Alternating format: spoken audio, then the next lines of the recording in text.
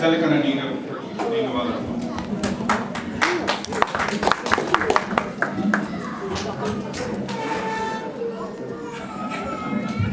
அனைவருக்கும் இனிய தமிழ் புத்தாண்டு வாழ்த்துக்கள். அனைவருக்கும் என்னுடைய துணைவியார் மிக சிறப்பாக பேசியிருக்கிறார். ஆனால் நீங்க சொல்லதான் வேறு வழி இல்லை. ஆனால் நிதர்சனமான உண்மைகள் என்று சொல்லிவிட்டு உண்மைகள் அல்லாத விஷயங்கள் தான் நிறைய பேசி இருப்பது போல எனக்கு. ஆமா, நாங்க எல்லாருமே இந்தியாவில் தான் பிறந்தோம், இந்தியாவில் தான் வளர்ந்தோம். அதனாலதான் அமெரிக்காவில் குழந்தைய வளர்க்கறது கஷ்டம் கஷ்டம் இல்லைங்களா? ஏன்னா எங்களுக்கு தெரியும் இந்தியாவில் தான் நாங்கள் பிறந்தோம், இந்தியாவில் வளர்றது ஈஸி, அமெரிக்காவில் வளர்றது கடினம். ஸோ அதனால அது நிதர்சனமான உண்மை. அடுத்தால நீங்க சொன்ன விஷயம் பார்த்தீங்கன்னா ஒரு ஆரோக்கியமான குழந்தைன்னு சொன்னாங்க. நீங்க மாதா உண்டாத சொல்றை மாவுண்டம்னு சொல்லி வளர்ந்தது நம்ம கலாச்சாரங்க. ஆனா இங்க பாத்தீங்கன்னா மாதாவும் ஊட்டுறது இல்லை, நமக்கு மாவும் ஊட்டுறது இல்லை. அப்போ பாத்தீங்கன்னா நம்ம குழந்தைகளுக்கு மெக்டொனால்டும் பர்கர் கிங்கும் நூடுல்ஸ் தான் ஊட்டி வளர்த்துட்டு இருக்கோம். நம்ம இதுல எத்தனை பேர் இல்லையா சொல்ல முடியும் சொல்லுங்க?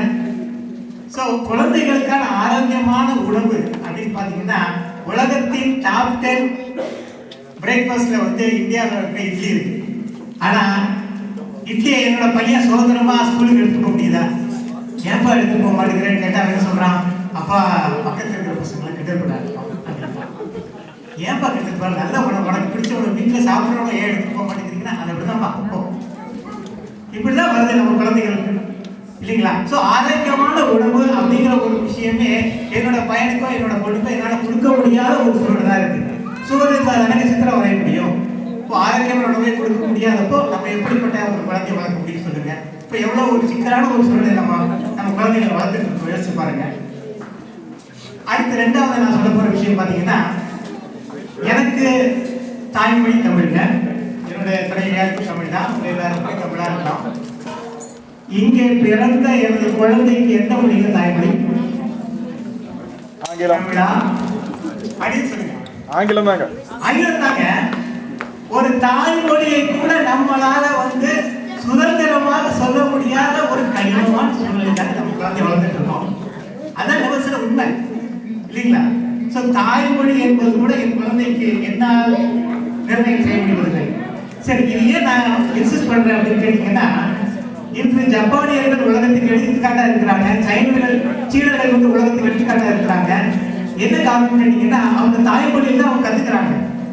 இன்று ஏகப்பட்ட அறிவியல் ஆராய்ச்சி சொல்றாங்க, குழந்தைகள் வந்து அவங்களுடைய தாய்மொழியில் படிக்கும் போது அவர்களால் முழுமையாக கருத்தை உருவாக்கிக் கொண்டு ஒரு பிரெயின் ஸ்டூடெண்டாக வளர முடிகிறது. இங்கே வளரக்கூடிய குழந்தைகள் தங்கிலீஷையோ இல்லை தங்கிலத்தையோ தாய்மொழியாக வளர்கிறார்கள். ஸோ அவர்களுடைய எதிர்காலம் எப்படி இருக்கும்? இந்த கொஸ்டின் நான் உங்களுக்கு வைக்கிறேன். மூன்றாவது பார்த்தீங்கன்னா, என்னுடைய குழந்தைக்கு கிடைக்கக்கூடிய நண்பர்கள். நமக்கு எல்லாருமே தெரியும், நம்ம குழந்தைக்கு நண்பர்கள்னு பார்த்தீங்கன்னா நண்பர் வட்டம் பார்த்தீங்கன்னா ரொம்ப குட்டியோடு இருக்காங்க. நமக்குலாம் அங்கெல்லாம் பார்த்தீங்கன்னா தெரியல, இறங்கினா நமக்கு வந்து ஃப்ரெண்ட்ஸ் தான், பார்த்தா காலேஜ் ஃப்ரெண்ட்ஸு, அங்கே ஃப்ரெண்ட்ஸு. பட் ஆனால் அவனுக்குள்ள உலகம்ங்கிறது ரொம்ப சின்னது. அதுக்காண்டி அவன் உலகத்தை என்ன பண்ணிடுறான்னா 24 மணி நேரம் சுதந்திரமான இன்டர்நெட் கிடைக்குது அவனுக்கு. அவனுக்கு நண்பர்களாக டெலிவிஷனோ எக்ஸ்பாக்ஸோ PS3 எல்லாமே உருவாயிருக்கு. ஸோ உலகத்தை அவன் கையில் கொடுத்துட்டு நம்ம வந்து அவன் பின்னாடி மேலே பறக்கிற பட்டத்துக்கு பின்னாடி வால் மாதிரி என் குழந்தை என் கையில் வராதா, என் குழந்தை என் கையில் வராதா அப்படின்னு ஏங்கிட்டு இருக்கிற ஒரு சூழ்நிலையில் தானே நம்ம இருக்கிறோம் இல்லைங்களா? ஸோ இது எல்லாமே வந்து நிதர்சனமான உண்மைகள். கடைசியாக என்னுடைய துணைவியர் சொன்னாங்க, முயலுக்கு 3 கால் அப்படின்னு சொல்லிட்டு. ஆமாங்க, முயலுக்கு 3 கால் இருந்தாலும் ஒரு காலை ஃபிக்ஸ் பண்ணி ஓடுறதுக்கு அளவுக்கு எங்களுக்கு ஃபேமிலி சப்போர்ட் இந்தியாவில் கிடைக்குதுங்க. ஆனால் இங்கே அந்த முயலுக்கு 3 கால் வச்சுட்டு அவங்க வந்து எப்படி ஒரு இன்னொரு கால் இல்லாத ஒரு சூழ்நிலை வாழக்கூடிய ஒரு சூழ்நிலை தான் இருக்குது. ஸோ கடினம் என்பது அமெரிக்காவில் தான் நம் மனதில் அந்த கடினம் இருந்தாலும் மிக மிக கடினமான ஒரு சூழல் வந்து அமெரிக்காவில் இருக்கிறது என்று சொல்லி எனக்கு கருத்தை